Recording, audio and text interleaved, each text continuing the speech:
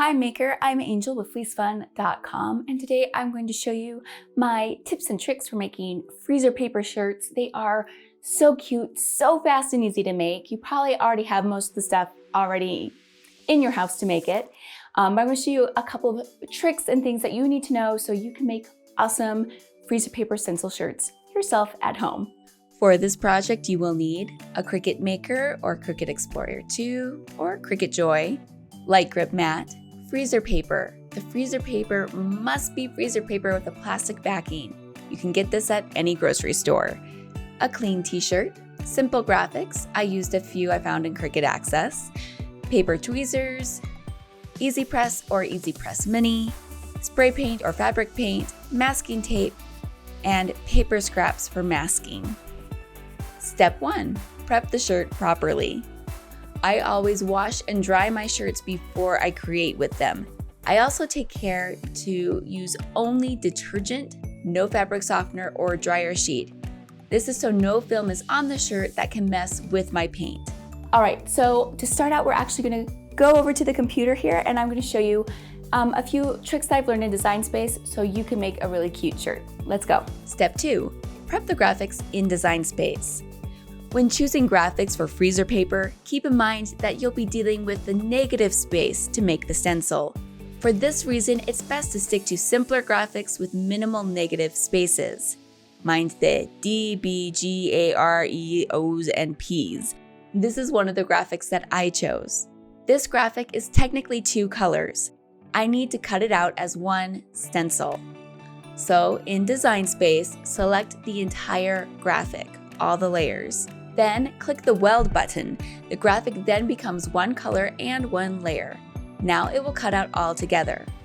Now it's time to make it. Hit the Make It button. In the next screen, we want to make sure that it actually is the mirror image that we'll cut out because we're keeping the shiny, slick side up for cutting so the paper can grip the mat better.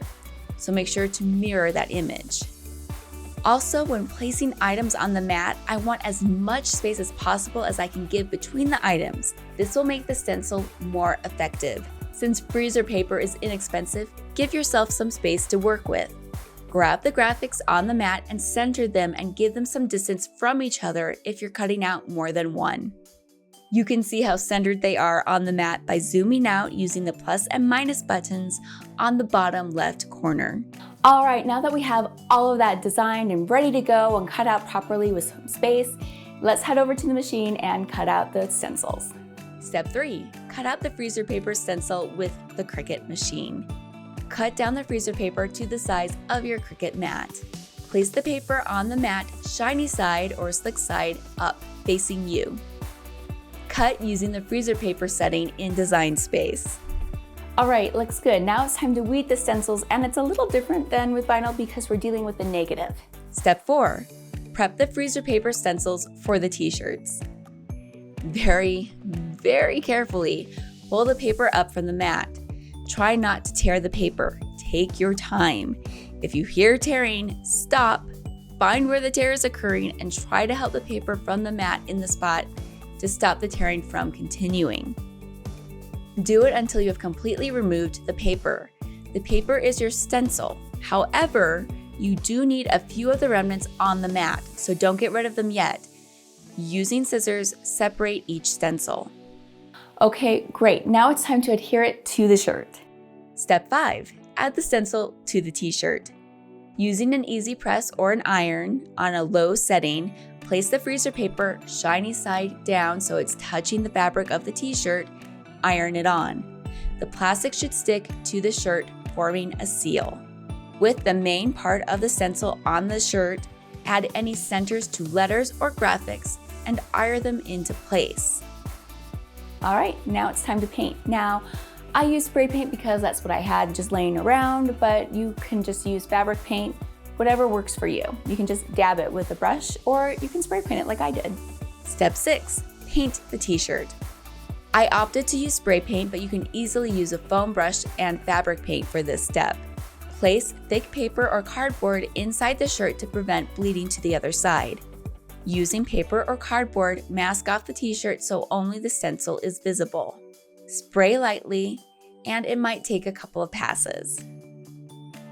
Now, if you don't properly mask off the stencil, you can get overspray like I have done. So make sure that you have the shirt really well covered. I did, I made a mistake. Oh! Okay, so I don't want you to make the same mistake as I did. Make sure you're really good at taping that off when you spray, or else you can get some overspray like I did. My other shirts look great, but that one I did mess up on. Just being honest. Of course, you can also use this to your advantage and iron down the negative of the stencil and paint the entire shirt as well. Once the paint is dry, simply peel off the paper. Make sure to heat set your paint once it's dry. And you're finished with the Freezer Paper Stencil tutorial. Now, you can actually use that whole concept to your advantage, and I made my son this really cute summer shirt using the negative. A couple more tips. I saw a YouTube tutorial that used salt to make the stencil look more vintage. It did not work for me. Salt, when it gets wet, melts right under your stencil, making a yucky mess. You're better off just doing some sandy post paint to make it look more vintage. Freezer paper stencils work for bolder, simple graphics. If you really have a detailed graphic, you're better off sticking with heat transfer vinyl.